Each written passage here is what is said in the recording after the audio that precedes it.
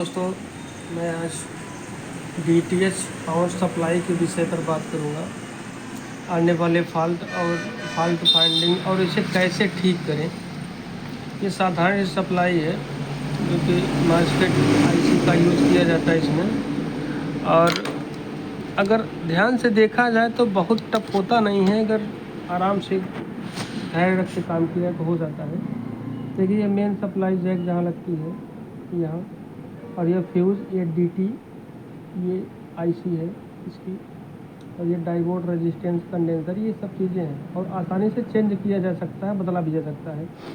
अब हम मेन मुद्दे पे आएंगे। यहाँ पर देखिए, यहाँ जो सप्लाई आती है, मेन सप्लाई यहाँ से फ्यूज़ से होते हुए यहाँ आई, यहाँ से होते हुए यहाँ एक डीटी लगी हुई है। डीटी का जो काम होता है वो फ्लैक्चुएशन को कम करने के लिए होता है। जो करंट में फ्लैक्चुएशन होता है, फ्लैक्चुएशन कम कर देता है। यहाँ से पास होते हुए यहाँ जब जाएगी तो इसे जो है डीसी को, एसी को डीसी में जो है कन्वर्ट करने के लिए हमें डाइवोड यहाँ पर लगाए हुए हैं, जो कि डाइवोड ब्रिज के नाम से भी लोग जानते हैं। तो डाइवोड के माध्यम से एसी को डीसी बना लेते हैं। और वहीं पर लगा हुआ है एक कैपेसिटर जो कि 450 वोल्ट के लगभग होता है। हाँ, 450 वोल्ट और 47 यूओफ है। इस पे इसके नेगेटिव पॉइंट पर उसका नेगेटिव पॉइंट चलाता है, पॉजिटिव। अब ये सप्लाई जो है यहाँ आके स्टैंड रहती है। अब उसके बाद इसका जो ये यहाँ, और एक मेन बात ये है कि यदि अगर शॉर्टिंग की कंडीशन नज़र आए आपको, तो सबसे पहले जो है आपको ये डाइवोडों को चेक करना पड़ेगा। और डाइवोड को अगर चेक करना नहीं आता तो किसी वीडियो हम बता देंगे, मीटर चलाना भी बता देंगे, डाइवोड भी। और ये डाइवोड चेक करें अगर शॉर्टिंग कंडीशन है तो। और यहाँ चेक करने के बाद फिर से जो है प्लग इन करें, और फिर भी अगर शॉर्टिंग रह जाती है तो ये आईसी का 100% प्रॉब्लम है। और ये इस आईसी को काम करने के लिए केवल 2-3 चीज़ों की आवश्यकता पड़ती है, जैसे कि फीडबैक। यह भी एक, ये जो ऑटो कपलर के नाम से जाना जाता है, ये हकीकत में है डाइवोड। ये लाइटिंग डाइवोड है ये। तो इसका एक सिरा अगर ध्यान से ट्रैक करते हुए जाएंगे तो आईसी के फीडबैक से जो है जाता है, जिससे कि इसे मदद मिलती है कि ये सप्लाई कितनी आवश्यकता पड़ेगी। जितना इधर सप्लाई कम होगी, इतना इधर एलईडी ज़्यादा जलेगी, तो इधर सप्लाई वर्क करा दिया जाएगा। मतलब यहाँ से जो है कई सेटिंग लगे हुए हैं, किसी में 24 वोल्ट, 12 वोल्ट, 5 वोल्ट ऐसे करके आता है।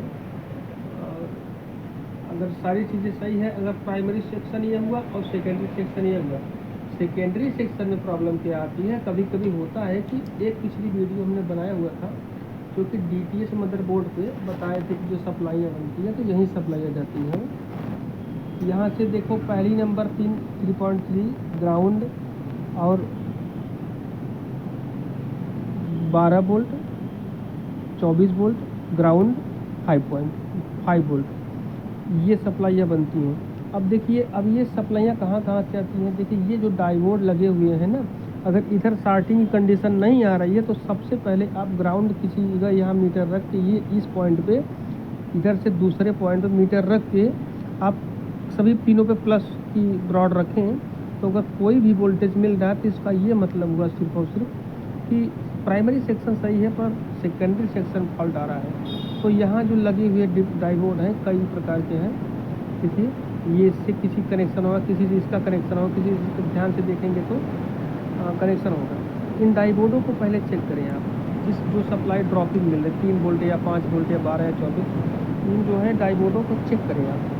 चेक करने के बाद अगर वोल्टेज लो की समस्या आ रही है तो ये उस सिरे पर लगा हुआ कंडेंसर को भी जांच करें। अगर फंसने की समस्या आ रही है, यदि आवाज़ फंस के आ रही है या चित्र कट के आ रहा है, तो इस पर 3 वोल्ट और 5 वोल्ट की कमी के कारण होता है। जिस पे देखिएगा आप, तो यहाँ से ये कंडेंसर लगा हुआ है, इधर ये ग्राउंड पॉइंट है, ये कंडेंसर है। अब एक जो है यहाँ से यहाँ पे लगा हुआ 24 वोल्ट के लिए, और एक यहाँ 3 कंडेंसर का उपयोग किया गया, कैपेसिटर बोलते हैं। हालांकि 3-4 कैपेसिटर से 3-4 सप्लाइयों के लिए यूज़ किया जाता है।